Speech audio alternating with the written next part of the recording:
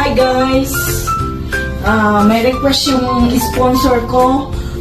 Magsisigang daw ako ng pampano. Yes!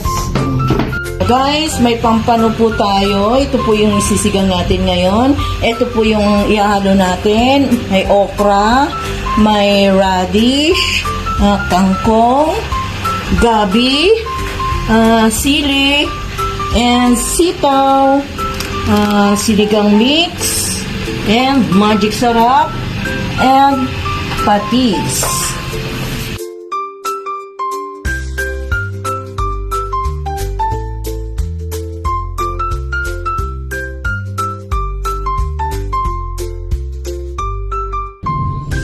Tignan tayo ng water.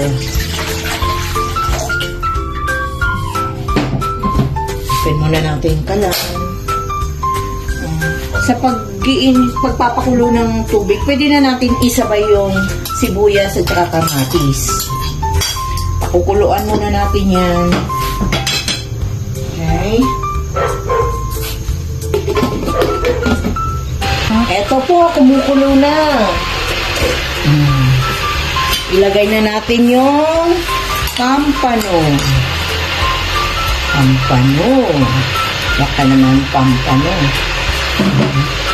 Unahin na rin natin, isabay na rin natin itong gabi. Kasi para lumapot yung sabaw, masarap kasi pag malapot ang sabaw sa sinigang. Okay?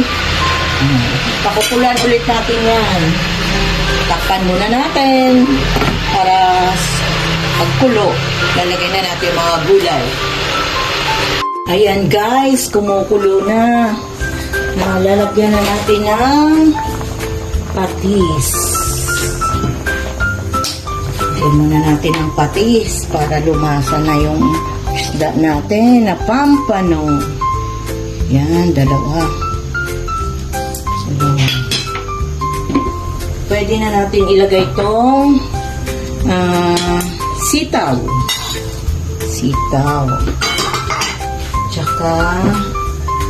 At saka labanus. Tsaka okra. Yan.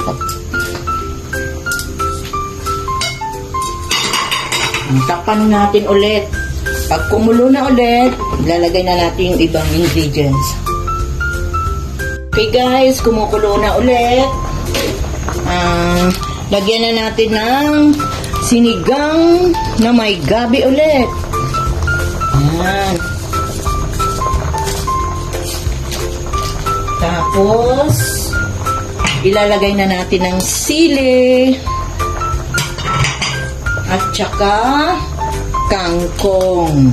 Ayan. Ayan guys, konti na lang, magluluto na to. Diba? Ganda, daming gulay. Sinigang na pampano. Ang request ng sponsor ko na si Bina. Ayan. Shout out Bina Joyce. Thank you sa pampano.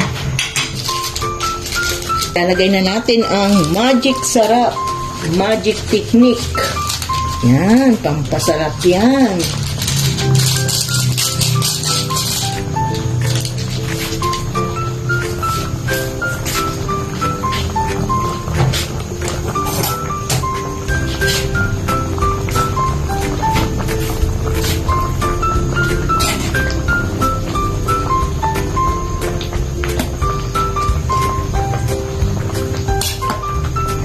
Tikman muna natin guys kung tama na yung alat at asim.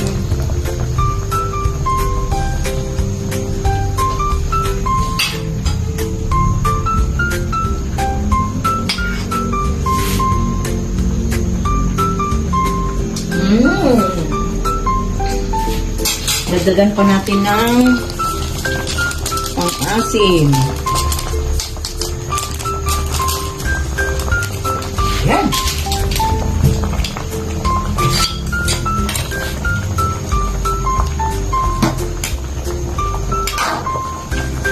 Yan guys, luto na. Pwede nang kumain.